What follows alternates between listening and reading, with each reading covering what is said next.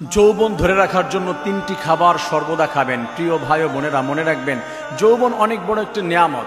এই যৌবন যাদের ভিতরে নেই, যাদের কমতি রয়েছে, তারা অনেক জায়গায় ঠকে যায়। বিশেষ করে বিবাহের পরে যদি যৌবনের প্রবলেম থাকে, দুর্বলতা থাকে, পুরুষ ভাইয়েরা মনে রাখবেন স্ত্রীর কাছে যত বড় হ্যাডামলা আপনি হন, যত বড় শক্তিশালী নিজেকে মনে করেন, আপনি যদি ওই জায়গাটায় নিজেকে দুর্বলতার পরিচয় দেন, ওই জায়গায় যদি আপনি নিজের শক্তিশালী দেখাতে না পারেন, তাহলে কিন্তু কোনো লাভ হবে না।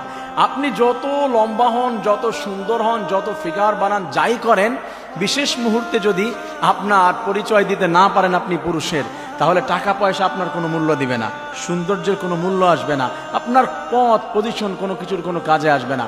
আপনার পরিচয়টা ওইখানে আসল পরিচয় দিতে হবে, আসল পুরুষের পরিচয় দিতে হবে। এজন্য আপনারা কন্টিনিউয়াসলি মা এবং বোনেরা, ভাই এবং বাবারা সবসময় মনে রাখবেন এই তিনটি খাবার আপনার সবসময় খাইতে হবে। তাহলে আপনার হারিয়ে যাওয়া যৌবনও ফিরে পাওয়ার আল্লাহ তাআলা আপনাকে দিয়ে দেবে ইনশাআল্লাহ। মনে রাখবেন যৌবন কিন্তু আল্লাহ তাআলা পুরুষদেরকে দিয়ে সাজিয়ে দিয়েছে। যাদের ভিতরে প্রবলেম তারা হচ্ছে স্বাভাবিক ব্যাপারে। আল্লাহ তাআলা কি বলেছে? যুইনা লিন-নাসি হুব্বুশ শাহাওয়াতি মিনান নিসা। আল্লাহ রাব্বুল আলামিন পুরুষদেরকে মহিলাদের প্রতি আকর্ষণ দিয়ে সৃষ্টি করে দিয়েছে আল্লাহ তাআলা। এই জন্য একটা পুরুষের মহিলাদের দেখলে ভালো লাগে, এটা সৃষ্টিকর্তার পক্ষ থেকে এসেছে ন্যাচারালি। এই জন্য নিজেদেরকে কিন্তু কন্ট্রোল করতে হবে। আল্লাহ তাআলা জানিয়ে দিয়েছেন তিন শব্দ আমাদের সবার জানা আছে, তিন ফল।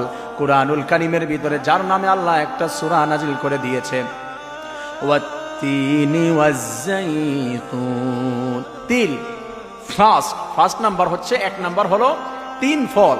কেউ যদি কন্টিনিউ খেতে পারে ইনশাআল্লাহ তার যৌবনের কোনো অবস্থাতে কখনো কোনো প্রবলেম হবে না। অনেক গুণাগুণ রয়েছে, অনেক। আমি এটা বেশি এক্সপ্লেন করতে পারছি না, আমি দ্রুত শেষ করব, এই জন্য বলছি।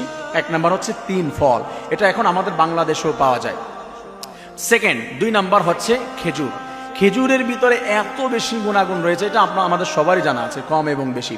খেজুর খেলে এমনও নজির রয়েছে যে দুটা খেজুর খেয়ে সারাদিন সাহাবায়ে কেরামগণ দিন কাটিয়েছে। আর যে ব্যক্তি কন্টিনিউয়াসলি খেজুর খেতে পারে ইনশাআল্লাহ তার যৌবনের কোনোদিন কোনো কমতি আসবে না। আল্লাহ রাব্বুল আলামিন ভরপুর তাকে শক্তি দান করে দেবে, সুবহানাল্লাহ। তিন নাম্বার হচ্ছে বাদাম, বিশেষ করে অ্যালমন্ড, কাঠ বাদাম। এটা আমাদের দেশে অনেক বাদাম আমরা পাই, দেশি বিদেশি বাদাম আমরা পাই। কাজু বাদাম আছে, পেস্তা বাদাম আছে, চীনা বাদাম আছে, দেশি বাদাম আছে, কাঠ বাদাম আছে, এবং আদার্স আরও অনেক বাদাম আছে, বীজ আছে। এইগুলো খেতে পারি, কিন্তু বেসিকলি হচ্ছে বাদাম।